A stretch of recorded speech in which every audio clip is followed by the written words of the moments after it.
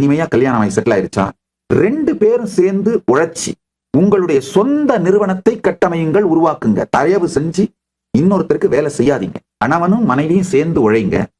நீங்க உங்களுடைய சொந்தமான வருமானத்திற்கான சகலவிதமான அமைப்பையும் உருவாக்கிக்கோங்க.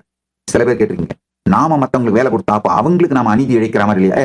நான் சொல்றதை கேட்டு எல்லாரும் புத்திசாலியா மாறி சுய தொழில் சுயமான நிறுவனத்தை உருவாக்க அளவுக்கு தைரியமா வந்துட மாட்டாங்க. அந்த மாதிரி வராதவங்க மத்தவங்களுக்கு தான் வேலை செஞ்சாகணும். சொல்றதை கேட்கறவங்க புத்திசாலியா இருக்கவங்க தெரிஞ்சு தெளிச்சுக்கோங்க, உங்களை காப்பாத்திக்கோங்க, அவ்வளவுதான்.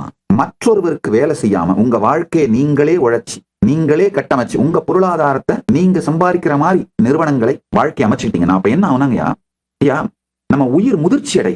ஒவ்வொரு வருஷமும் நம்முடைய மனம், நம்முடைய உடல், நம்முடைய கான்சியஸ்னஸ் எல்லாம் முதிர்ச்சி அடையுது.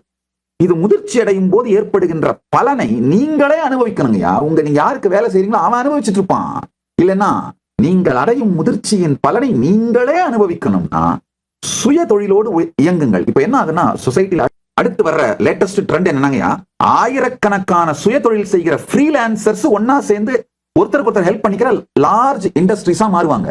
அதுதான் ஐடியல் சொசைட்டிங்கயா. கணவனும் மனைவியும் சேர்ந்து உழைத்து ஒன்றை உருவாக்குனீங்கன்னா உங்கள் உயிர்மை மேம்படும். The girl who makes his man a king will live as a queen.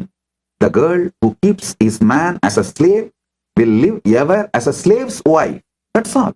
அதனால இன்னொருத்தருக்கு வேலை செய்யாதீங்க. நீங்க 2 பேரும் உழைத்து உங்க வாழ்க்கையை கட்டமைங்க.